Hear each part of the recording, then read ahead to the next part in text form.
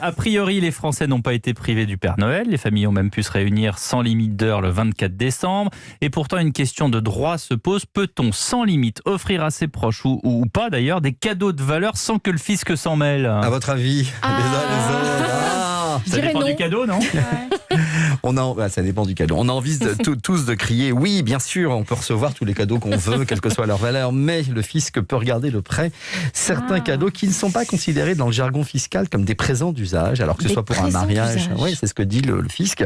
Alors que ce soit pour un mariage, des fiançailles, la réussite à un examen ou Noël, le fisc peut estimer que les sommes données ou les biens achetés dépassent largement les possibilités de ceux qui les offrent, et en ce cas considérer qu'il s'agit de dons manuels qui doivent passer donc par la case déclaration. Monsieur le fisc, il retient quels critères pour dire que c'est disproportionné? Alors en fait, le fisc ignore a priori rien, on le sait, du train de vie de tout le monde, et notamment de ceux qui donnent, donc des ressources, des habitudes de ceux qui ont offert le cadeau, considérés alors par le fisc comme au-delà de leurs facultés matérielles. Il est vrai qu'il n'y a pas de barème, et pour cause, car il est très difficile à établir. Cela va se faire un peu au cas par cas. Bon, pour éviter un redressement, là, on fait comment? Alors, il vaut mieux, en cas de cadeau exceptionnel et important, de le déclarer sous forme de don manuel au fisc.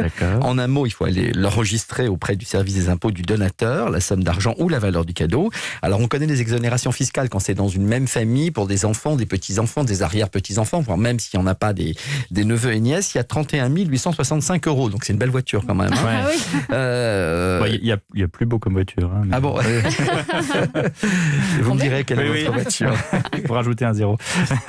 Le fisc a-t-il vraiment le pouvoir de vérifier les cadeaux, les sommes d'argent données comme ça, souvent de main à la main? Il l'a pas vraiment, même si encore une fois, il connaît bien l'état des ressources des uns et des autres. Ce sont souvent les héritiers mécontents qui le signalent au fisc le moment venu.